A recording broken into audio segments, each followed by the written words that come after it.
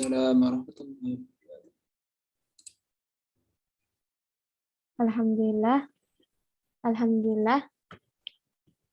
Innal hamdalillah nahmaduhu wa nasta'inuhu wa nastaghfiruh wa na'udzu billahi min syururi anfusina wa min sayyiati a'malina.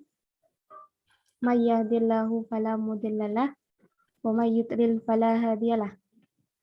Asyhadu an la ilaha illallah wahdahu la syarikalah wa asyhadu anna Muhammadan abduhu wa rasuluh. Amma ba'du. Puji syukur kehadirat Allah Subhanahu wa taala yang telah memberikan kita nikmat sehat, nikmat Islam, dan diberikannya kesempatan mengikuti kajian pada malam hari ini. Shalawat serta salam tak lupa kita haturkan kepada Nabi kita, Nabi baginda kita, Nabi besar Muhammad Sallallahu Alaihi Wasallam. Semoga dengan kita mengikuti kajian kitab Safinatun Najah ini bisa mengikuti dan bersama beliau di yaumul akhir. Alhamdulillah pada malam hari ini kita dapat mengikuti kajian kitab Safinatun Najah bersama dengan Ustadz Adnan Mahdi dengan menggunakan Google Meet. Kemudian kita harus menyiapkan hati dan pikiran kita supaya ilmu yang disampaikan oleh pemateri pada malam hari ini menjadi bermanfaat. Amin ya rabbal alamin. Sebelumnya perkenalkan dulu, saya Fatimah Az-Zahra asal Cilacap. Saya alhamdulillah sedang menuntut ilmu di Pondok Pesantren Sunan Pandanaran Yogyakarta dan sekarang sedang kuliah di STAI Sunan Pandanaran Yogyakarta. Dan alhamdulillah sekarang saya sudah semester 5. Dan saya diamanati sebagai moderator pada malam hari ini. Kemudian selanjutnya marilah kita buka acara pada malam hari ini dengan bacaan basmalah bersama-sama. Bismillahirrahmanirrahim. Baiklah, selanjutnya saya serahkan kepada pemateri, Ustadz Adnan, langsung menyampaikan materinya. Monggo Ustadz. Oke, terima kasih kepada Ustazah Fatimah Zahra yang telah memberikan waktunya kepada kami. Kami mulai kajian pada sore hari ini.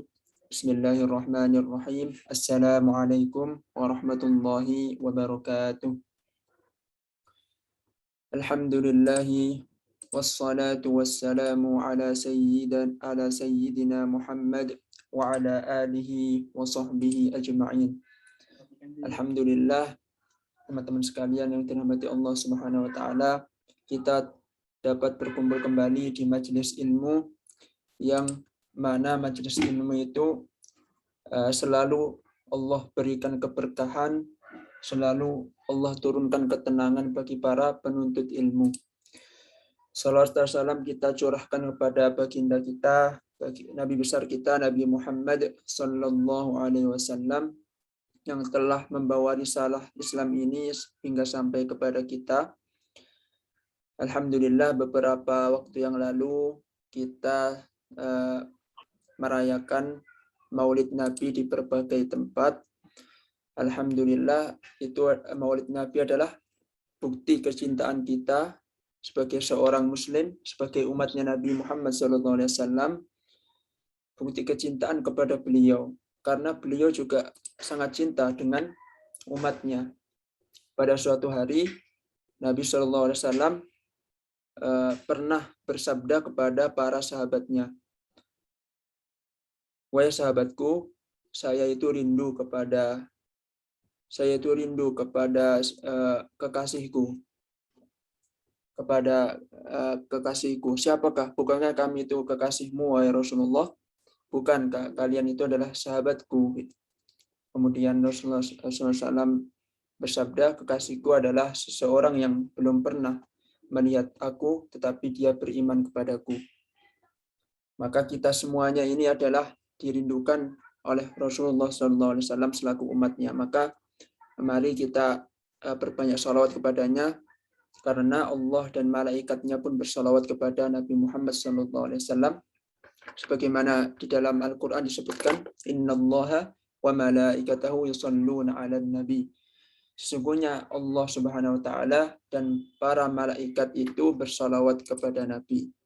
Setelah itu dilanjutkan ayat, ada sighatul amr di situ. Ya ayyuhalladzina amanu sallu 'alaihi wa sallimu taslima. Wahai orang-orang yang beriman, bersalawatlah kepada Nabi Muhammad SAW. Maka salawatnya sangat penting bagi kehidupan kita. Selain daripada sebenarnya banyak sekali fadilah-fadilah daripada salawat ya. Tetapi salawat ini kita jadikan sebagai rutinitas zikir kita setiap hari, agar supaya kita semakin cinta kepada Nabi kita, dan semoga dengan wasilah salawat tersebut kita dapat berkumpul di surganya dan dapat melihat langsung Rasulullah SAW. Teman-teman sekalian yang dirahmati Allah SWT, di pertemuan yang lalu kita telah membahas yang namanya di dalam pembahasan tasdid yang ditasdidkan di dalam tasyahud, kemudian yang ditasdidkan di dalam sholawat, kemudian aqallu yang paling sedikit wajibnya sholawat. Kemudian kita juga telah menjelaskan yang berkenaan dengan salam. Yang terakhir adalah waktu-waktu sholat. Kali ini insya Allah kami akan membahas bersama-sama yang berkaitan dengan waktu-waktu yang diharamkan sholat, kemudian saktatus sholat, yaitu waktu yang mana disunahkan untuk diam, kemudian sebab rukun-rukun daripada tumak nina, rukun-rukun sholat yang diwajibkan untuk tumak nina. Sebelum kita mulai, mari kita kirimkan suratul Fatihah kepada Syekh Salim bin Sumer dan kepada pensarah-pensarah kitab Safinatun Najah ini. Mereka adalah orang-orang yang hebat. Di antaranya adalah ada Syekh Umar Asy-Syatiri yang mengarang kitab Nailur Roja, kemudian ada juga yang namanya Syekh An-Nawawi Al-Jawi yang mengarang kitab Kasyifatus Saja, kemudian ada juga pengarang kitab Wayatul Muna.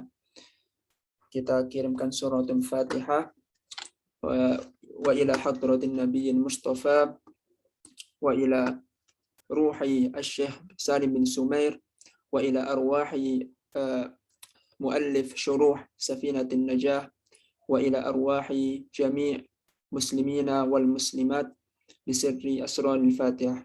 A'udzu billahi minasyaitonir rajim. Bismillahirrahmanirrahim. Alhamdulillahi rabbil alamin. Ar-Rahmanir Rahim. Maliki yaumiddin. Iyyaka na'budu wa iyyaka nasta'in. Ihdinas siratal mustaqim. Siratal ladzina an'amta 'alaihim ghairil maghdubi 'alaihim waladdallin. Amin. Baik, teman-teman sekalian, kita langsung lanjut ke pembahasan. Qala al-muallif rahimahullahu ta'ala wa nafa'ana Allah bi'ulumihi fid dharain. Faslun fil awqatil lati tahrumu fiha as-salatu.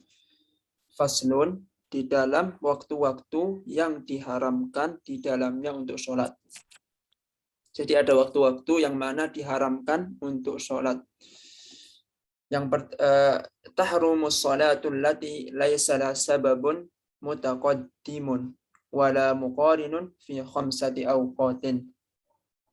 Jadi tahrumus sholatu, diharamkan sholat yang mana tidak ada sebab mutaqaddimun, sebab yang dahulu, wala muqarinun, dan sebab yang berbarengan, fi khamsati awqatin, di dalam 5 waktu. Di dalam 5 waktu. Yang pertama adalah inda tulu'i syamsi hatta tartafi'a qadra rumhin. Yang pertama yang diharamkan untuk sholat adalah ketika terbitnya matahari sampai matahari itu setinggi tombak, setinggi tombak. Ya, kita baca dulu, kita artikan dulu, nanti baru kita syarah. Wa indal istiwa'i fi ghairi yaumil jumu'ati hatta tazula. Dan ketika istiwa, kemarin kita sudah dijelaskan mana istiwa. Istiwa adalah ketika matahari tepat berada di atas kita. Wa indal istiwa'i fi ghairi yaumil jumu'ati hatta tazula. Nah, ketika istiwa kecuali di hari Jumat, sampai matahari itu tergelincir. Kemudian wa indal isfirari hatta taghruba, dan ketika langit itu menguning sampai terbenamnya matahari, yaitu waktu asar. Setelah asar, kemudian yang ada matahari yang mana warnanya itu kuning, nah itu menunjukkan mendekati waktu maghrib, yaitu enggak diharamkan seseorang untuk sholat. Sholat apa saja nanti kita akan mensyarah, kita artikan dulu. Wa ba'da sholati subhi hatta tatlu asy-syamsu. Setelah sholat subuh sampai terbitnya matahari. Wa ba'da sholatil asri hatta taghruba, dan setelah sholat asar sampai terbenamnya matahari. Itulah ada 5 waktu yang diharamkan untuk sholat. Ya, sebelum kita membahas tentang yang diharamkan sholat, kita bahas dulu sebab-sebab sholat. Ya, sebab-sebab sholat itu ada 3. Sebab-sebab sholat itu ada 3. Yang pertama adalah sebab-sebab sholat mutaqaddim, yang artinya sebab sholat yang terdahulu. Maksudnya yang terdahulu. Contohnya apa? Contohnya mengqadha sholat. Mengqadha sholat di sini baik sholat wajib maupun sholat sunnah. Jadi nggak hanya sholat wajib doang ya yang diqadha. Sholat sunnah pun bisa diqadha. Misalkan kita lupa sholat zuhur. Kemudian sudah masuk waktu asar. Sedangkan setelah asar itu diharamkan untuk sholat. Tetapi di sini disebutkan bahwasanya tahrumus sholatul lati laisa laha sababun mutaqaddimun wala muqarinun fi khamsati awqatin. Jadi diharamkan sholat bagi siapa saja yang tidak ada sebab mutaqaddim yang dahulu atau sebabnya berbarengan itu. Jadi artinya apa? Nah, artinya di sini boleh melakukan sholat yang sebabnya itu mutaqaddim dan sebabnya itu muqarin, yang sebabnya itu terdahulu atau bersamaan. Nah, jadi ya yang pertama tadi mutaqaddim. Mutaqaddim itu sebabnya terdahulu. Jadi contohnya tadi itu kita lupa sholat zuhur, kemudian setelah asar kita baru ingat. Nah, maka sholat zuhur di waktu asar itu diperbolehkan karena sebabnya mutaqaddimun. Contoh lain tadi kan sunnah ya. Tadi kan wajib, sholat wajib. Contoh lain ketika kita lupa sholat ba'diyah Isya. Kita teringat bahwasanya teringatnya ketika subuh. Setelah subuh kan diharamkan dong sholat. Tetapi karena sebabnya mutaqaddim, maka diperbolehkan kita mengqadha sholat ba'diyah Isya. Seperti itu. Jadi niatnya mengqadha. Nah, bagaimana ketika kita lupa tidak sholat qobliyah subuh? Kan di dalam hadis disebutkan bahwasanya rakaatani qabla al-fajri khairum minad dunya wa ma fiha atau kama qala Rasulullah sallallahu alaihi wasallam. Jadi 2 rakaat sebelum sholat subuh itu pahalanya lebih baik daripada bumi dan seisinya. Ketika seseorang berusaha untuk istiqomah menjalankan sunnah tersebut, qadarullah ketika ia ke masjid langsung kumat. Jadi nggak ada waktu untuk sholat sunnah. Nah, maka dalam hal ini setelah sholat subuh diperbolehkan untuk sholat qobliyah subuh. Tetapi ini bukan mengqadha karena masih di dalam waktu sholat. Ya, masih di dalam waktu sholat subuh tersebut. Jadi namanya bukan qadha. Berbeda dengan yang tadi. Yang sholat isya itu, ba'diyah isya, diqadha di waktu subuh. Maka itu termasuk qadha. Tetapi yang beda halnya dengan yang subuh ini. Yang subuh ini, sholat sebelum subuh ini, 2 rakaat sebelum subuh itu, ketika dikerjakan setelah subuh itu bukan termasuk qadha. dan itu diperbolehkan asalkan tidak disengaja. Tapi kalau disengaja, wah nanti aja lah sholat subuh, sholat qobliyahnya, itu nggak boleh ya. Yang diperbolehkan adalah ketika tidak sengaja ataupun lupa, itu baru diperbolehkan untuk mengganti qobliyah subuh dengan setelah subuh, selama waktu subuhnya masih ada. Kalaupun sudah masuk, misalkan waktu duha, kita baru teringat, kok tadi belum sholat qobliyah subuh, maka itu hitungannya adalah qadha.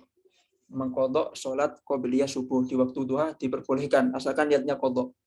Kemudian sebab sholat yang kedua, jadi yang pertama mutaqaddimun, yaitu sebabnya dahulu. Ya, kayak tadi ya, ada sebab mengqadha sholat wajib dan mengqadha sholat sunnah. Pokoknya sebabnya yang terdahulu itu pokoknya namanya mutaqaddimun.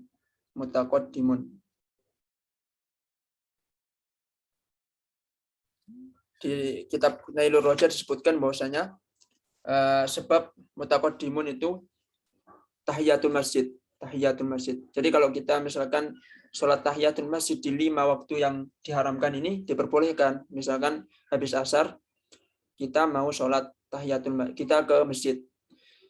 Kita ini udah sholat asar nih, kita sudah sholat asar, kemudian selang beberapa waktu, misalkan habis asar kita olahraga dulu, setelah olahraga kita mandi dan persiapan sholat maghrib. Nah, pas kita ke masjid, itu kan belum adzan maghrib. Nah, kita sholat tahiyatul masjid, itu diperbolehkan karena itu sebabnya mutaqaddim. Sebabnya mutaqaddim maksudnya didahulukan, sebabnya dulu. Jadi masuk masjid itu kan sebabnya didahulukan. Baru kita sholat itu diperbolehkan tahiyatul masjid dengan niatan sholat tahiyatul masjid. Kemudian ada juga sholat sunnah al-wudu. Jadi ba'da wudu, setelah wudu itu disunahkan untuk sholat 2 rakaat.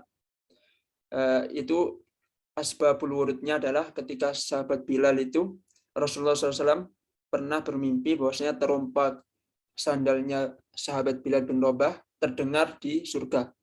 Nah, maka Rasulullah itu muafik, sepakat, maksudnya bahwa disyariatkannya sholat setelah wudhu ini karena beliau bermimpi terompahnya Bilal itu terdengar di surga. Karena kemudian Rasulullah bertanya, apa yang membuat kamu itu seperti ini? Gitu. Apa yang membuat kamu sehingga kaki terompah sandal kamu itu terdengar di surga? Kata sahabat Bilal, saya setiap habis wudhu itu sholat 2 rakaat. Nah, maka ini sholat di 5 waktu ini diperbolehkan untuk sholat mutaqaddim. Salah satunya adalah sunnatul wudhu. Ada juga contoh lain mutaqaddim adalah sunnah at-tawaf. Jadi sebelum tawaf disunahkan untuk sholat sunnah. Sebelum tawaf disunahkan untuk sholat sunnah 2 rakaat. Kemudian sebab yang kedua adalah muqarin. Muqarin ini bersamaan, sebabnya bersamaan. Contohnya sebabnya bersamaan, misalkan sholat istisqa, sholat minta hujannya. Kalau misalkan biasanya itu dilakukan ketika kemarau panjang. Ketika kemarau panjang tidak ada air sama sekali, air sangat sedikit dicari, pada waktu itu disunahkan untuk sholat istisqa agar Allah SWT menurunkan hujan. Nah, di dalam hal ini sholat istisqa itu tidak ada waktu tertentu, tidak karena waktunya muqarin, jadi waktunya bersamaan istisqa. Boleh setelah asar, boleh setelah subuh, walaupun sebenarnya sholat tersebut itu dilarang untuk sholat.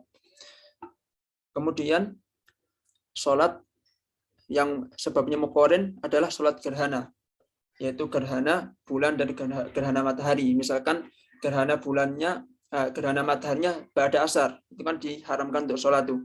Karena sebabnya muqarin, bersamaan, maka diperbolehkan untuk sholat gerhana. Kemudian yang ketiga ini adalah sebab mutaakhir, sebabnya menyusul atau sebabnya diakhirkan belakangan. Contohnya adalah sholat mutlak, sholatnya mutlak. Jadi kita sholat mutlak itu niatnya adalah usolli, jadi nggak pakai usallin mutlak, nggak. Jadi sholat mutlak itu boleh berapapun boleh, itu termasuk sebab sholat yang mutaakhir, yang menyusul, diakhirkan. Jadi sholat mutlak itu yang nggak diperbolehkan untuk sholat di 5 waktu ini adalah sholat mutlak. Salah satunya adalah sholat mutlak. Jadi ketika kita mau sholat di 5 waktu ini, jangan niat sholat mutlak, karena sholat mutlak ini nggak diperbolehkan di lima tempat ini. Kemudian sholat istikharah, ya, sholat istikharah. Karena istikharah itu kan sesuatu yang akan datang, sebabnya menyusul. Jadi tidak diperbolehkan untuk diharamkan untuk sholat di 5 waktu tersebut. Kemudian ada juga sholat iradatus safar, sholat mau safar. Misalkan habis asar nih, sebelum safar mau sholat dulu dengan niat sholat mau safar 2 rakaat. Nah, ini nggak diperbolehkan karena di dalam waktu yang diharamkan untuk sholat. Nah, seperti itu ya. Jadi kesimpulannya adalah yang dilarang untuk sholat di 5 waktu tersebut itu hanya sholat mutlak, kemudian hanya sholat mutaakhir, yaitu sholat mutlak, sholat istikharah, sholat safar, dan sholat ihram. Cuman itu aja. Yang lainnya boleh. Tahiyatul masjid boleh, kemudian sunnah wudhu boleh, kemudian mengqadha sholat wajib boleh, kemudian mengqadha sholat sunnah juga boleh. Yang enggak diperbolehkan sholat itu hanya sebabnya mutaakhir, yaitu yang belakangan. Nah, kita ulangin tadi yang diharamkan untuk sholat. Yang pertama, supaya urut ya, karena di kitab ini enggak urut. Yang pertama adalah setelah subuh sampai terbitnya matahari. Kemudian setelah terbitnya matahari sampai matahari itu setinggi tombak. Setinggi tombak. Nah, cara menghitungnya seperti apa? Setinggi tombak. Kan kita bingung ya, tombak itu kan ukurannya beda-beda. Ya kira-kira misalkan di sini mataharinya, kira-kira di bawah itu diletakkan matahari lagi, itu bisa muat gitu. Nah, itu diperkirakan seperti itu. Kalau sudah seperti itu, maka itu sudah masuk waktu duha, diperbolehkan untuk sholat duha. Itu yang kedua ya, itu yang kedua. Dari terbitnya matahari sampai matahari berada setinggi dengan tombak. Kemudian yang dilarang untuk sholat adalah ketika matahari itu tepat di atas kita, yaitu istiwa. Itu kira-kira waktunya hanya beberapa detik sajalah, paling 3 atau 5 detik waktu istiwa. Kecuali pada waktu Jumat. Nah, pada waktu Jumat ini khusus diperbolehkan untuk sholat. Mau sholat tahiyatul masjid atau sholat mutlak itu diperbolehkan. Jadi misalkan kita waktu Jumatan sambil nunggu imam datang, kita sholat sebanyak-banyaknya, misalkan sholat mutlak, sholat mau niat sholat tahiyatul masjid, mau niat sholat sunnah wudhu 2 rakaat, atau mau sholat 2 rakaat niatnya digabung semua, nggak apa-apa itu. Malah pahalanya banyak lah. Jadi kalau bisa setiap sholat itu digabung niatnya digabung itu nggak apa-apa dalam sholat sunnah ya. Dan misalkan kita masuk masjid nih, kita niat sholat tahiyatul masjid, kita niatnya cuman sholat 2 rakaat, tapi niatnya digabung, niat tahiyatul masjid, kemudian niat sholat habis niat sholat mutlak, kemudian niat sholat setelah wudhu, dapat 3 pahala kita. Tapi kalau kita niatnya cuman 1 tahiyatul masjid doang ya, pahalanya cuman tahiyatul masjid doang gitu. Tapi kalau niatnya banyak, pahala kita juga banyak. Karena innamal a'malu binniyat. Segala perbuatan itu tergantung pada niatnya. Nah, tapi beda halnya ketika sholat wajib. Nah, sholat wajib nggak boleh digabung niatnya. Misalkan mau sholat asar lah, mau sholat duhur, saya gabung aja lah. Niat sholat duhur sama sholat asar, itu nggak diperbolehkan.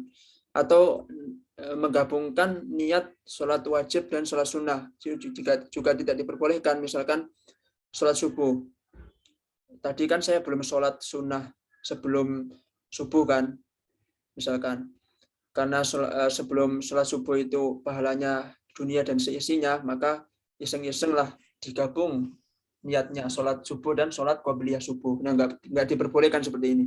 Yang diperbolehkan adalah menggabungkan niat sholat sunnah. Begitu pula dikiaskan juga bisa di puasa. Kita boleh meniatkan menggabungkan puasa itu, misalkan lebih dari 1 niat. Misalkan puasa Senin Kamis, kebetulan pada waktu Senin itu kita puasa Daud, itu tidak masalah, pahalanya bertambah. Jadi ya kalau mau beribadah kita seharusnya dianjurkan untuk menggabungkan niat di dalam perkara yang sunnah. Kemudian istiwa yang tadi ketiga istiwa. Kemudian yang keempat adalah dari ba'da asar sampai maghrib, sampai terbenamnya matahari yang diharamkan untuk sholat. Kemudian yang kelima adalah ketika matahari itu menguning. Ya, antara asar dan maghrib itu kan ada masa matahari itu warnanya kuning. Nah itu diharamkan untuk sholat sampai maghrib juga, sampai terbenamnya matahari. Jadi ada 5 waktu yang diharamkan untuk sholat. Yang diharamkan untuk sholat.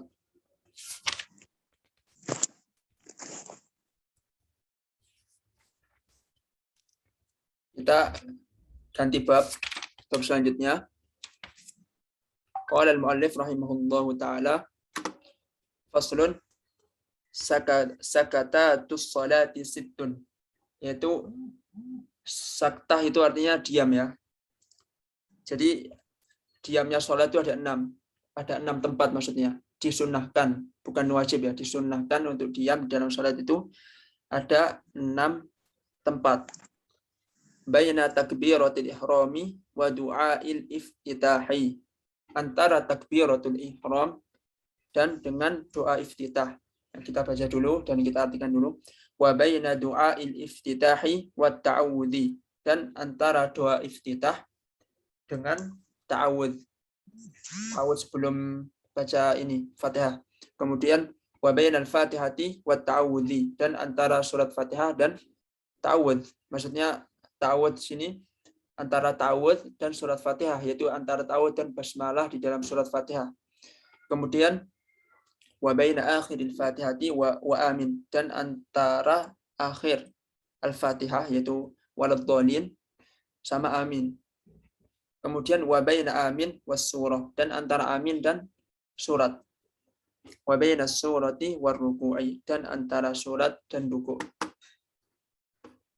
Saya nyalakan lampu dulu ya. Ini mau maghrib soalnya udah gelap.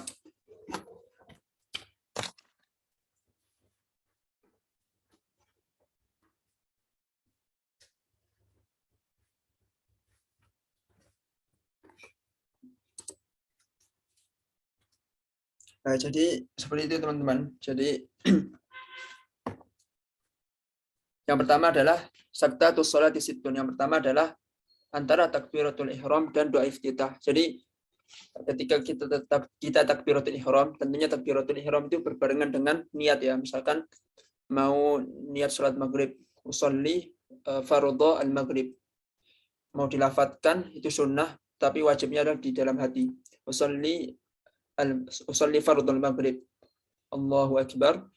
Nah, disunahkan untuk diam sebentar, baru membaca doa iftitah. Terserah teman-teman membaca doa iftitahnya itu dengan Allahu akbar kabirah walhamdulillahi katsira, atau Allahumma ba'id baini wa baina khotoyaya, itu terserah teman-teman. Itu semuanya sahih dari Nabi SAW. Kemudian setelah membaca doa iftitah, kemudian ta'awudz.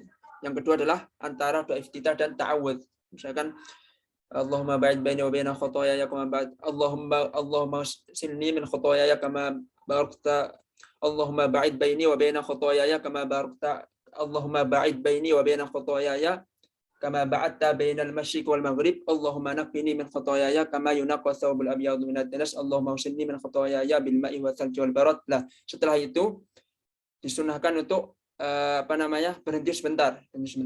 Ada jarak sebentar, kemudian membaca ta'awudz. A'udzubillahi minasyaitonirrajim. Setelah ta'awudz pun jeda sebentar, jangan langsung basmalah.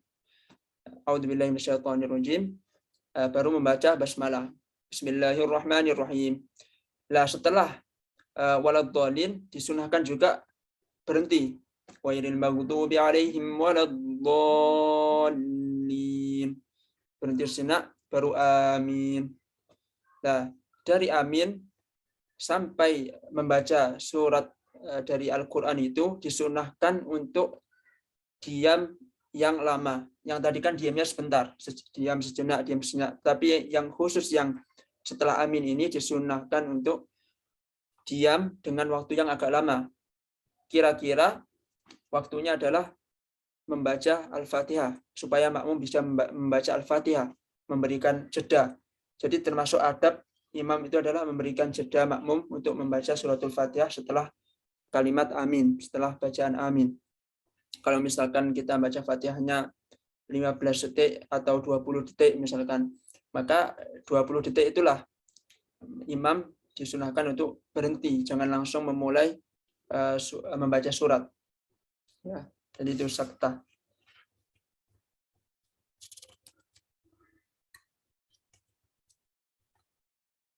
Kemudian setelah membaca surat sampai ruku. Antara membaca surat dan ruku pun disunahkan untuk sakta, untuk diam. Misalkan walam yakul lahu kufuwan ahad. Berhenti sebentar baru ruku, Allahu akbar. Nah, itu semuanya sunnah, disunahkan. Disunahkan berhenti sebentar.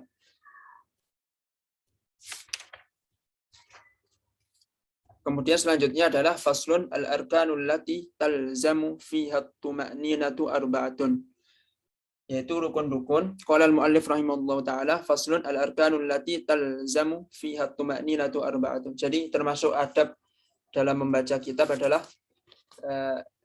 sebelum kata-kata fasl itu kita barengin dengan qala.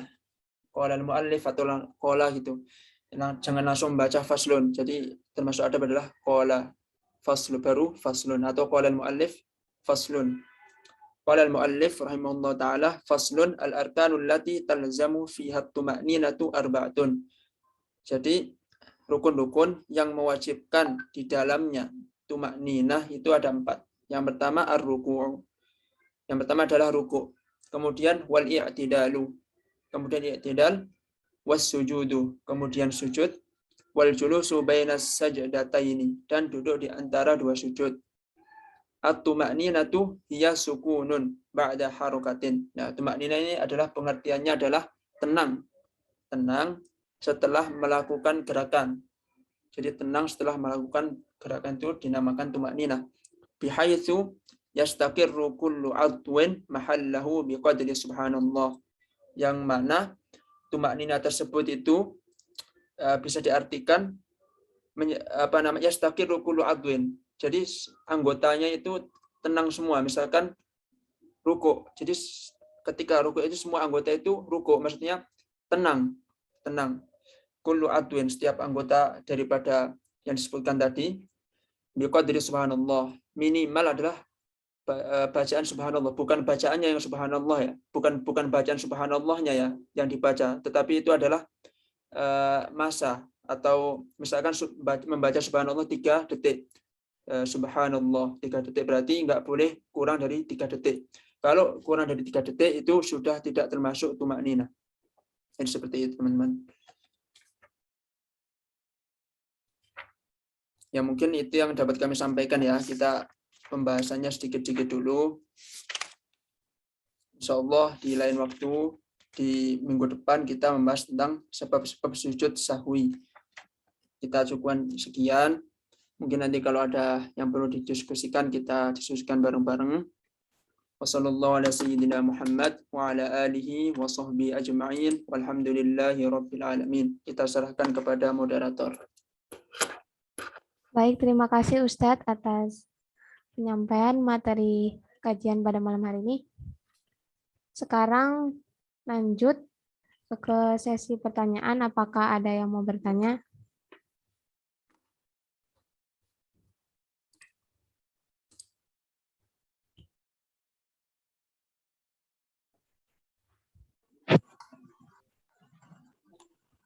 Insyaallah Ustaz Adrian, di mana Ustaz? Ini lagi lagi jenguk dosen sakit ya. Ya Rob. Semoga segera diberi kesembuhan Ustaz ya. Anda mau bertanya? Ya, silakan yang bertanya. Silakan. Bagaimana jika imam itu tidak tumakninah? Terus apakah apakah si makmum itu juga ikut-ikut tidak tumak ninah? Terima kasih, syukron. Ya, terima kasih atas pertanyaannya. Jadi tadi yang termasuk tumak ninah adalah pokoknya biqadri subhanallah. Jadi tanda orang tumak ninah itu ya masa waktunya adalah biqadri bacaan subhanallah. Jadi kalau kurang dari bacaan subhanallah itu bukan termasuk tumak ninah. Nah, bagaimana kalau imamnya misalkan cepat sekali, kayak contohnya di YouTube itu kan, ada sholat taraweh tercepat se-Indonesia, sholat taraweh 20 rakaat 10 menit. Kita tidak mempermasalahkan jumlah rakaat, masing-masing mempunyai dalil. Silahkan yang 20 baik, yang 11 juga baik, yang 23 baik, yang 11 pun baik. Itu dua-duanya insya Allah baik. Tetapi yang kita permasalahkan adalah tidak tumak ninah. Jadi tidak tumak ninah. Nah, kalau misalkan imamnya tidak tumak ninah, ya lebih baiknya kalau misalkan makmum mengetahui di masjid tersebut misalkan imamnya itu tidak tumak ninah, ya lebih baiknya mencari masjid lain yang mana masjid tersebut itu lebih tumak ninah, seperti itu. Daripada sholatnya tidak sah, tidak diterima Allah, ya mending kita mencari masjid yang mungkin agak jauh supaya sholat semua ibadah kita itu diterima, seperti itu. Ya kita nggak boleh menghukumi seseorang ya sah atau enggaknya, tetapi di dalam kita kan belajar fikih, secara ilmu fikih ya nggak sah kalau misalkan tumak ninahnya itu misalkan seorang imam tidak tumak ninah, maka ya seluruh makmumnya pun tidak sah, seperti itu. Jadi ya lebih baiknya mencari masjid lain yang mungkin lebih tumak ninah, seperti itu. Mungkin ada yang lain? Ya, terima kasih Ustadz atas jawabannya. Ya, Saya mau bertanya kembali. Iya, silakan. Kan dulu Ana pernah dapat info ya kalau tumak nina itu hampir sama dengan istiqomah. Apakah benar itu Ustadz? Tumak ninah sama dengan? Istiqomah. Oh, istiqomah. Jadi Ya. istiqomah sama tumak ninah itu suatu hal yang berbeda ya. Kalau istiqomah itu kan dari kata istaqomah yastaqimu, yaitu lurus, dia itu tetap istimror, mengerjakan sesuatu dengan terus menerus. Jadi misalkan kita sholat duhanya istiqomah, ya berarti dia itu berhasil untuk melakukan mengistiqomahkan atau menistimrorkan atau melakukan sholat duha secara terus menerus. Nah, itu yang dinamakan istiqomah. Nah, tetapi beda halnya dengan tumak ninah. Tumak ninah itu ya tenang. Ya tadi kan makna tumak ninah adalah sukunun ba'da harokatin, yaitu diam atau bertempat. Sukun itu apa ya? Bertempat ya. Maksudnya itu tenang setelah melakukan gerakan. Nah, kalau di dalam fikih ya tadi itu wajibnya tumak ninah itu biqadri subhanallah. Ya kira-kira 3 detik lah, nggak boleh kurang dari 3 detik ya. Subhanallah itu kan kira-kira 3 detik. Subhanallah. Nggak boleh kurang dari 3 detik. Ya itu kira-kira saja sih. Yang penting subhanallahnya itu. Nggak boleh kurang dari subhanallah. Ya, jadi istiqomah dan tumak ninah itu suatu hal yang berbeda. Tapi wallahu alam, mungkin beliau yang memberitahu saudara itu mungkin lebih membaca literatur yang lain yang mungkin sebelum saya baca. Wallahu a'lam bishawab. Ya Ustadz, syukron. Satu pertanyaan lagi boleh Ustadz? Boleh, silakan. Masih panjang ini. Jika ada seorang imam kan, jika ada seorang makmum, terus yang ketinggalan sholatnya, terus habis itu, tapi masih imamnya itu tuh masih membaca suratan panjang gitu loh Ustadz. Terus apakah si makmumnya itu harus membaca Al-Fatihah atau tidak? Oh Gitu. ya. Di sini itu pembahasannya panjang ya. Ini di antara imam 4 mazhab itu memang berbeda pendapat. Jadi ada hukum membaca suratul Fatihah itu panjang pembahasannya. Jadi suratul Fatihah menurut jumhurul ulama ini siapa? Yaitu Imam Syafi'i sama Syafi'iyah. Jadi berbeda ya. Imam Syafi'i sama Syafi'iyah itu berbeda. Imam Syafi'i itu imamnya.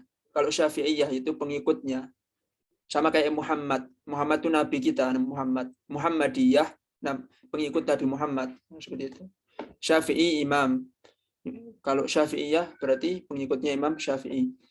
Terus menurut Imam Syafi'i dan Syafi'iyah juga, menurut Syafi'iyah dan Ba'dul Hanabilah, sebagian dari kalangan madhab yang bermadhab Imam Ahmad bin Hanbal, mereka mengatakan wajib bagi imam dan makmum, baik sholat jahar maupun sholat sir, wajib membaca suratul Fatihah.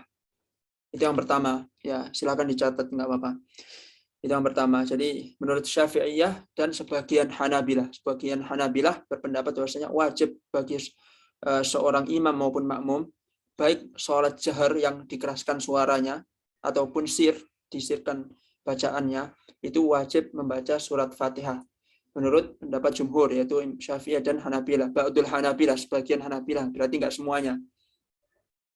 Ba'dul Hanabilah ini Ibnu Taimiyah maksudnya. Ibnu Taimiyah itu termasuk imam Hanabilah, yaitu imamnya yang bermadhab Hambali. Kemudian ada pendapat yang lain, yaitu Imam Hanafi. Imam Hanafi berpendapat bahwasanya baik imam maupun makmum itu hanya disunnahkan saja membaca Fatihah. Artinya sholatnya itu tidak sempurna, cukup sholatnya tidak sempurna, nggak nyampe, nggak sah gitu. Imam Hanafi berpendapat seperti itu. Baik imam maupun makmum, baik sholat jahriyah maupun sholat sirriyah. Itu menurut madhab Hanafiyah. Kemudian menurut madhab Imam Malik, yang mungkin banyak diamalkan orang Indonesia ya, itu dirinci. Hukum baca surat Al-Fatihah ini dirinci. Jadi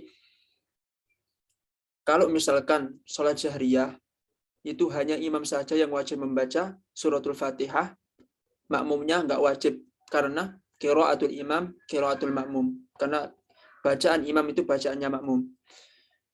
Kemudian kalau sholat sirriyah, yaitu sholat duhur dan sholat asar, itu maka imam dan makmum wajib membaca suratul Fatihah. Ya, kalau sholat sirriyah, duhur dan asar. Itu menurut pendapatnya madhab Maliki. Imam Malik, pendapatnya madhab Imam Malik. Nah, di sini itu ada satu dalil. Ini dalilnya satu doang. La sholata liman lam yaqra' bi Fatihatil kitab. Dalilnya itu tidak ada sholat kalau tidak membaca suratul Fatihah. Nah, kalangan jumhur, yaitu Imam Syafi'i, Imam Hambali dan Imam Maliki berpendapat la sholata. La itu kan la al-jinsiyah, la nafi al-jinsiyah, artinya yang meniadakan. Sholata ism daripada la tersebut. Lah, mana khobarnya? Biasanya kalau ada ismun kan pasti ada khobar. Lah, khobarnya itu mahdzuf, khobarnya itu terhapuskan. Nah, kata jumhur, khobarnya ini adalah sahihah, la sholata sahihatun. Enggak ada sholat yang sah. Ya, la sholata sahihatun. Liman lam yaqra' bi Fatihatil kitab, bagi siapa saja yang tidak membaca surat Al-Fatihah. Itu menurut menurut pendapatnya jumhur ulama. Ya, silakan Ustaz Adrian, monggo. Kemudian menurut pendapatnya Imam Hanafi, khobarul mahdhufnya adalah kamilatun. Jadi la sholata kamilatun liman lam yaqra' bi Fatihatil kitab, bagi siapa yang tidak membaca surat Al-Fatihah. Jadi maksudnya la sholata kamilatun itu enggak ada sholat yang sempurna. Jadi enggak membaca surat Al-Fatihah pun enggak apa-apa, tetapi sholatnya kurang gitu.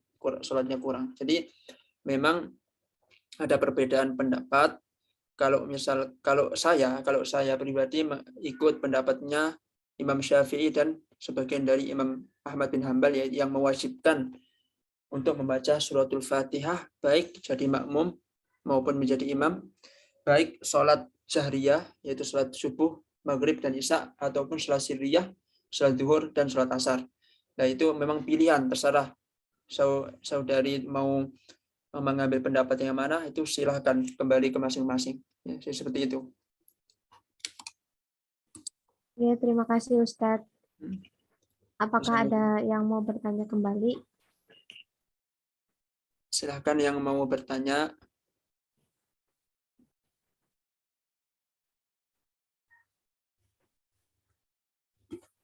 Kalau misalkan tidak ada, ya kita tutup dengan doa. Ustazah. Ya, Ustadz. Ya, kepada Ustadz untuk menutup dengan doa. Silakan Ustadz. Ya. Sebelum kita tutup, mari kita berdoa supaya semua ilmu yang kita dapatkan pada malam hari ini bermanfaat bagi kita dan bermanfaat pula untuk orang lain. Allahumma salli ala sayyidina Muhammadin fil awwalin. Allahumma salli ala sayyidina Muhammadin fil akhirin. Allahumma salli ala sayyidina Muhammadin fil mala'il a'la ila yaumiddin.